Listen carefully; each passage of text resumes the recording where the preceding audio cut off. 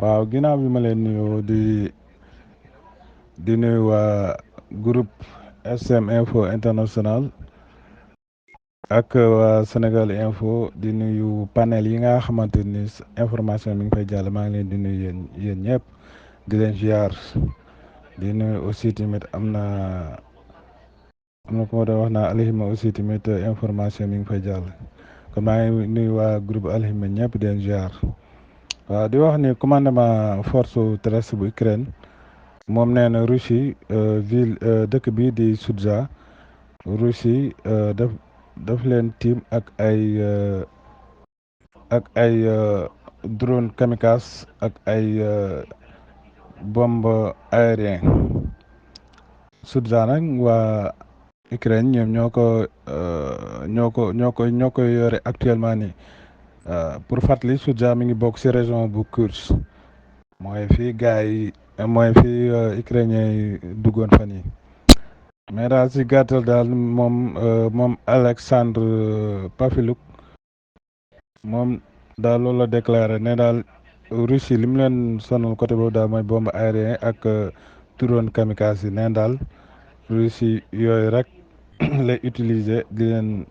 maanaam loolu daal bombe yooyu daal moo leen sonal côté boobu daal si côté sud bi fan yii nag Zelensky doon na wax ni nan def le tout ba gars yi bu leen encercler foofu noonu ci dëkk boobu ñu naan Soudza moom Zelensky doon na wax lu mel noonu. ba tey bokk na ci information yi que tey le 31 samedi le 31 août mbokk moo da wax pour ma jàllale waale date beeg jour bi. waaw fële si Kiev ba tey neen waa Ukraine ñoom ñoo ngi xaar pour ñu livrer leen missile américain bi ñu naan que ATACMS pour maanaam ñoom ñoo ngi xaar pour États-Unis livrer leen ko quantité bu bare mais neenu quantité bi leen di États-Unis di jox de quantité bu limité lay doon ndaxte production maanaam produit actuellement ni États-Unis lim si jot a defar barewul li wax loolu kii journal bi wax loolu nag mooy chaîne bii di CNN. ba tey bokk na ci information yi Roman Haladjiky yi moom moo jiite léegi chef d'état-major commandement force système sans pilote yu force armée bu Ukraine. moom Roman mi moom moo ko jiite moom nag bokk na ci première branche armée bu Ukraine moom nag nee na branche armée Ukraine dafa ne war a nekk arme boo xamante ni maanaam ñëpp ko war a bàyyi xel ci àdduna bi aussi tamit war a nekk armée boo xamante ni daal exemple la war a doon ci monde bi moom ci bokk na ci kàddu yi mu njëkk xamle. mais moom mi dafa nekk koo xamante ne nii daal ay mbiram ay jamono dañ ko soupçonné woon maanaam maanaam dafa trahison espionnage ak corruption moom loolu taxaloon nañ ko ci Ukraine aussi tamit nee nañu jabaram moom passeport Moscou la yore. nee na doomam dafa représenté fédération Russie ci compétition sportive yi ñu naan ko Haladjiky yi ba tax na nee na société civile bu Ukraine bi ñoom lii daf leen merloo aussi tamit nee na lii da leen bett décision bi nga xamante ni Zelensky jël na ko fal Roman Haladjiky mi ba tey bokk na information mooy parlement kii waa Roumanie ñoom dañ diggoon waa Ukraine que ni dinañ leen jox système de défense patriote dañ ko diggoon Ukraine ba tax na neenu loi boobu dinañ ko yóbbu le 2 septembre pour ñu examiner ko pour jox loolu waa Ukraine ba tax ne projet de loi boobu ministère Roumanie bi yor wàllu défense moom moo yóbbu loolu pour maanaam daal ñu envoyé waa Ukraine système de défense bi ñu naan ko Patriot mais nee na nu Patriot bi moom dafa nekk Patriot boo xam ne que modification la modification PAC 3 léegi modification boobu moom la Patriot boobu moom la gars yi bëgg a jox waa Ukraine mais nag pour mu jàll il fallait que parlement bi d'accord si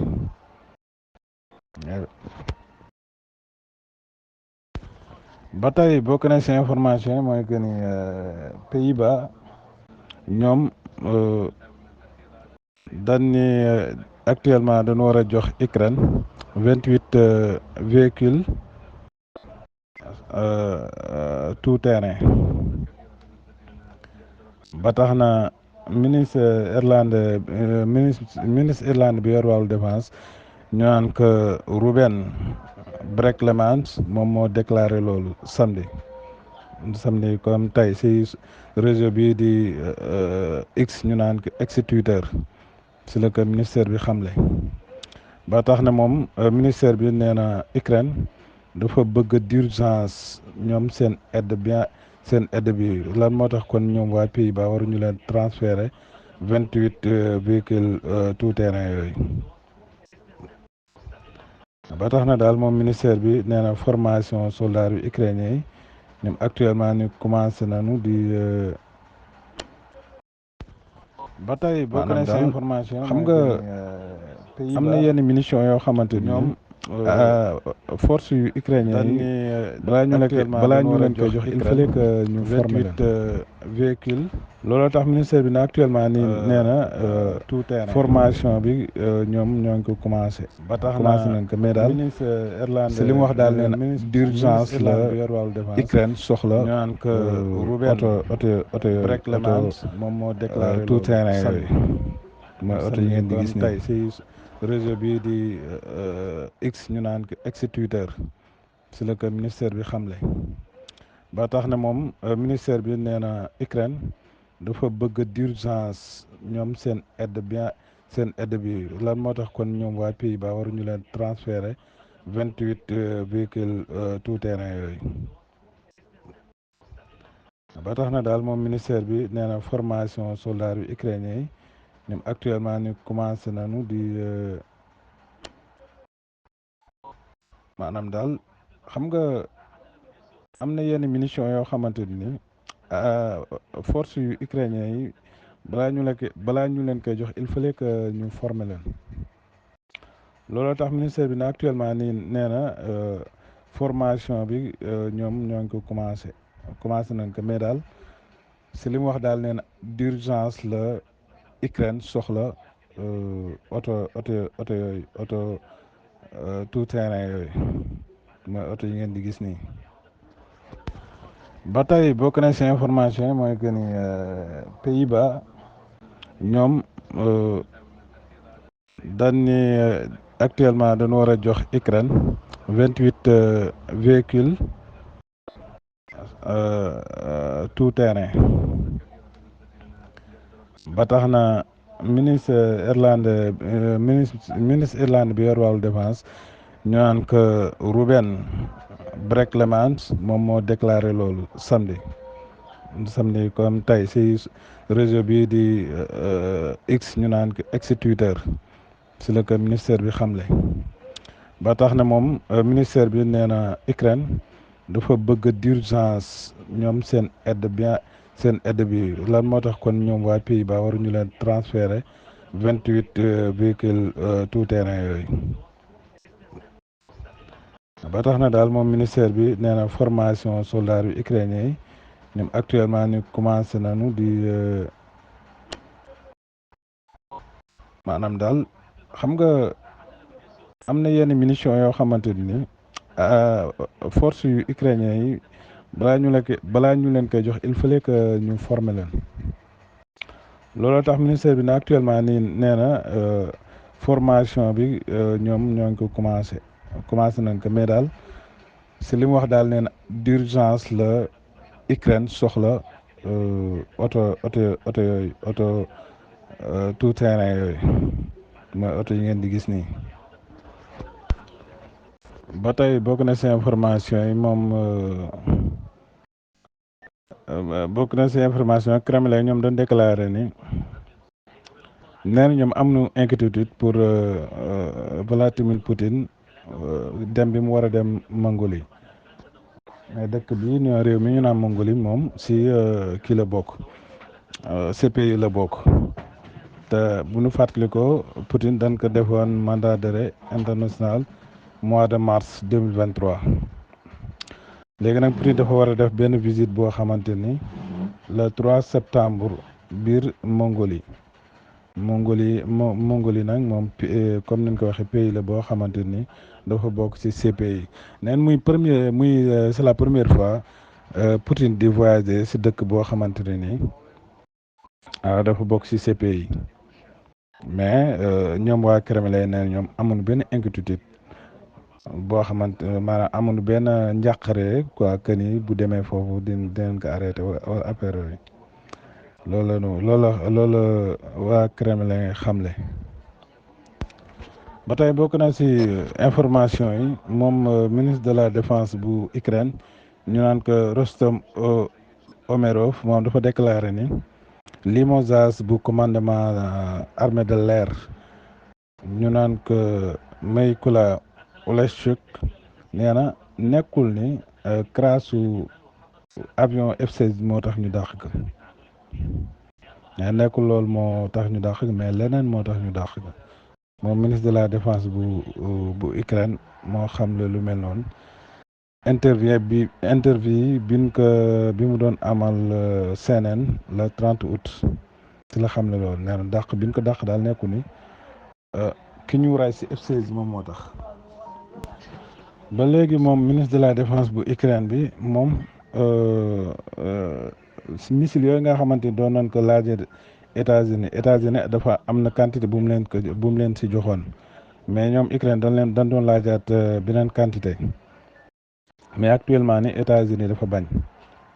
nee nag moom ministre de la défense bi nee na ñoom envoyé nañu États-Unis liste cible yi nga xamante ni fa la ñu bëgg a dóor missile bi mais États-Unis dafa bañ neen wax nañ ni daal boo ñu joxee bombe bi fii leen koy dóor place tel mais États-Unis dafa bañ loolu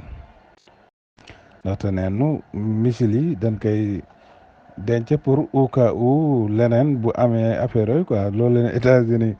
porte de sortie boobu daal leen États-Unis jox ñoom waa Ukraine léegi ngeen dof rek waaye kii da leen di tayle rek ba tax na daal moom neenu nouvelle maanaam beneen libération significative missilu attaque MS bi pour États-Unis maanaam daf ko bañ pour maanaam da ko bañ comme ni ma ko waxee léegi rek pour quantité limitée maanaam quantité boo xamante ni da ko limité pour ndax stockam bi quoi pour stockam beeg stock bi maanaam li mu si stocké barewul daal la bëgg la moom lañ wax ba tax na daal moom ministère de la défense bu Ukraine bi nee na ñoom dañu soxla bombe boobu pour di défendre seen bopp nee na aussi tamit bombe boobu bu fekkee ne maa États-Unis jox na leen ko dina tax soldats yu Russes yi reculer yooyu yëpp wax na ko ak leneen daal moom ministre de la défense bi mais daal si gàttal daal États-Unis ba léegi interdiction bi nga xamante ni tere na leen ko daal ba léegi États-Unis jógu fa ba si Royaume-Uni ñoom seen extrême pseudo bi Royaume-Uni ñoom d'accordoon nañu pour jox feu vert Ukraine mu koy dóor biir Russie mais États-Unis moo opposé ni loolu du si daal ba tey bokk na si information yi moom commandant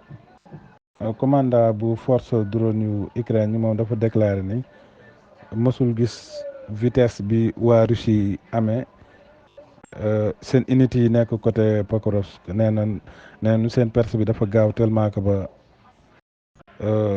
vitesse bi daal foo ko romb foo ko xalaat weesu na ko loolu commandant bi wax. nee na aussi tamit nee na ñoom ba léegi ñoom problème yi doon dund dañoo koy dund ñoom armée ukrainienne ndaxte manqué nañu ay artillerie ak ay munitions ñoom daal manqué nañu yooyu yëpp manqué nañu ko ba tax na daal actuellement troupe bu Russie bi ñoo ngi perse jëm côté Pokrovsk moom commandant bi nag loolu mi ngi ko xamle si télégraphe. ba tey bokk na si information neen États-Unis ginnaaw bi Russie yàqee secteur énergie yu Ukraine yi États-Unis actuellement nii joxe na $800 millions pour ñu defaraat secteur énergétique yu Ukraine yi ki xamle noonu nag mooy ministre économie bu Ukraine loolu nag mi ngi ko xamle conférence bi amoon Berlin. nee nañ defar actuellement nii defar yi commencé nañ di defar secteur énergétique yi nekk biir Ukraine ne énergie moom dafa bokk ci lépp ndaxte énergie ci la ñuy defaree seeni drone yeeg seeni bombe yi moo tax daal dëkk buy dem sans énergie daal lu impossible la. États-Unis moo xam naa moom guerre bi moom niin na ci batt moom. ba tey bokk na si information neen États-Unis ginnaaw bi Russie yàqee secteur énergie yu Ukraine yi États-Unis actuellement nii joxe na $800 millions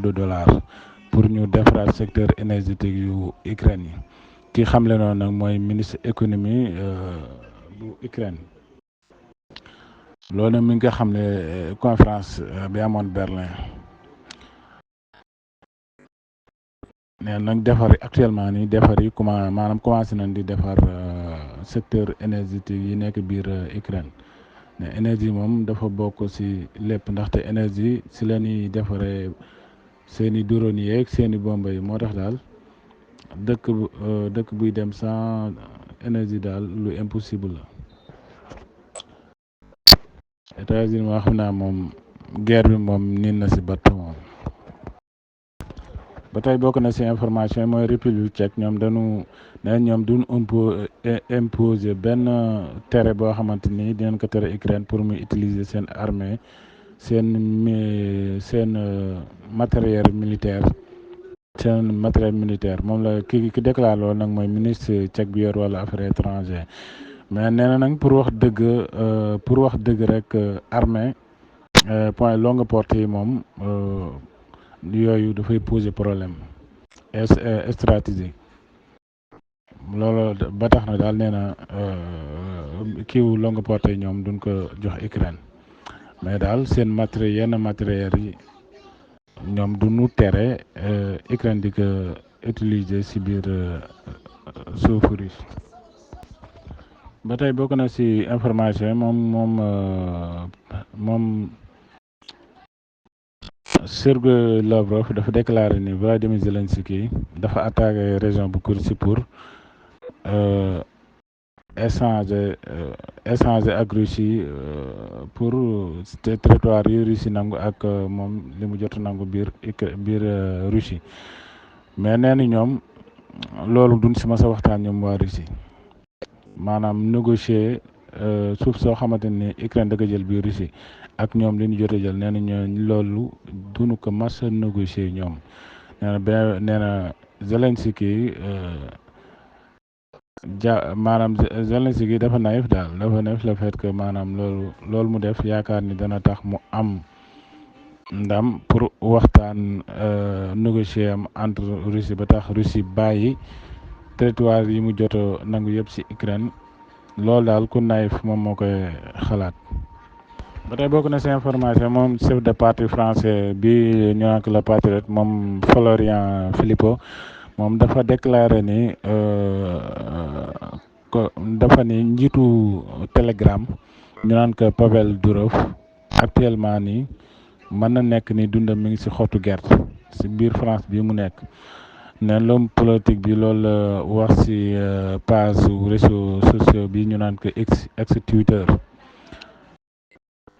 nee na daal moom wax dëgg yàlla am na njàqare daal si dundu Pavel Durov ndaxte ko maanaam dafa jot ay menaces yooyu daal moom Pavel Durov ba tey bokk na si information yi neenu Ukraine dafa formé benn brigade boo xamante toll na si 200 militaires pour ñu def benn contre offensif nee na de Ukraine ñoom li ñu bëgg nee na doon bëgg a nangu Avdiivka ak Pokrovka bi nga xamante ni Russie actuellement ni ma ngi fay def offensif 200 militaires yooyu nag neenu foofu lañ koy yóbbu. ba tey bokk na si information premier ministre bu Danemark moom nee na avion yaa xamante ni jox nañ ko Ukraine actuellement nii nee na ñoom xam nañ baax que ni ñoo commencé nañu def seen liggéey bi Ukraine moom nag premier ministre danois bi dafa doon jàkkaarloog taskatu xibaar yi le 31 août bi maanaam bis ni ko tey ba tax na nee na ñoom li ñu F-16 yi ñu jox Ukraine commencé nañ koy utiliser biir Ukraine ba tax na gars yi xanaa dañ ko laaj moom premier ministre bu Danemark bi nag mi ngi tudd Frederiksen moom la tudd ba tax na daal nee na kontaan na daal le fait que ñuy utiliser F-16 yi ñu jox Ukraine nee na kontaan na si daal xam nga boo waxul loolu looy wax dina am ngeen problème escalade ba yéen ñëppay ñam. ba tey bokk na si information yi neenu délégation bu Ukraine ñoom tase nañu ak conseil sécurité nationale yu Royaume-Uni ak bu États-Unis ak bu Allemagne ak bu France ak bu Washington neen délégation Ukraine boobu nag ki leen jiite mooy ministre bi yor wàllu économie ñu naan ko Yulia Sviridenko ak Andriy Yermak chef de bureau bu président nee nag ñoom tase nañu ak conseil sécurité nationale yu États-Unis ak Royaume-Uni ak bu Allemagne ak bu France ak bu Washington tey jii samedi le 31 tase nañu xam nag lu nu jote waxtaan lu nu bëggoon waxtaani foofu waaye daal actuellement nii daal ñoom diplomatie yooyu ku nekk xam na ni ñoo sponsorisé guerre Ukraine bi tase nañ waaye xam na exact lan fay waxtaane ba tey bokk na ci information yi mooy ministère russe de la défense moom xam na ne Russie nangu na benn village bu naan Kirovo moom nag ci république populaire bu Donetsk la bokk. neen aussi tamit moom ministère bi yor wàllu défense bu Russie xamle na ni ñoom force yooyu ginnaaw bi nangoo village boobu ñoo ngi gën a progressé wu di gën a dugg ci biir profondeur ennemi bi moom loolu la xamle moom ministère bi yor wàllu défense bu Russie neen daal nangu nañu village boobu ba gën a ñoox ba gën a dugg profond ci biir dëkk boobu. ba tey bokk na ci information yi moom neenu Arménie mi invité na Azerbaïdjan pour ñu signer benn point de pour accord de paix moom la déclaré moom président bu Arménie mais nee na loolu armée kiiwu paix boobu buñ koy pare na pour signer ak Azerbaïdjan mais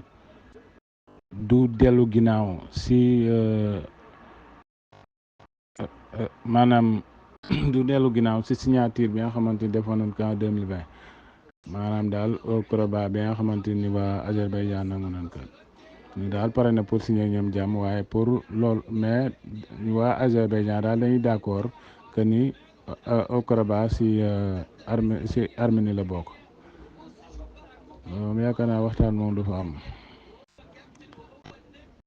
Arménie nag moom léegi occidentaux yi ñoo ko ngemb français ak américain ñoo leen ngemb waaye Azerbaïdjan moom waa israélien ya fa nekkoon sax ñibbi nañu seen réew léegi daal ñoom ak waa Russie la ñuy gën a liggéeyal que occidentaux yi ñoom waa Azerbaïdjan ba tey bokk na si information yi moo koy John Stoltenberg moom dafa déclaré opération force armée Ukraine yi opération bi ñuy def bi région bu Kursk neen loolu légal la ki nga xam ne noonu nag mooy secrétaire général bu OTAN ñu naan ko John Stoltenberg ba tax na nee na interview mi ngi ko def ak Wall Journal loolu la xam ne li mu ko jeexalee nag mooy que ni offensive bi boobu nga xamante ni ñoom def nañ ko waa Ukraine loolu maanaam dañ ko def pour défendre seen réew daal moom la John Stoltenberg wax. maanaam fi ñu koy jeexalee rek mooy que ni Joseph Borrell dafa déclaré ni moom dina dem Ukraine septembre wala octobre pour waxtaan ak ñoom si benn coopération en matière de défense entre Ukraine ak Union européenne moom la déclaré moom Joseph Borrell. décision boobu nag dinañ ko jël seen biir xol pour Russie ak maanaam frappe yi nga xamante ni Ukraine war nañ ko def biir Russie mu nekk loo xamante ni biir état lay doon entre Ukraine ak Union ak pays yi joxe armée Ukraine waaw ñoom nag bu fekkee ni waa Ukraine doonu signé ak Ukraine accord matière de défense li ñu bëgg mooy que ni seen F-16 bu boobaa maanaam F-16 yu Union européenne yi da leen di permettre pour ñuy mën a défendre Ukraine comme ay drone yeeg bombe yeeg yooyu ñuy mën di intercepter ndaxte tey rek di gis naa si benn information ñu ni administrateur yu ville bu Kiev nee na ñoom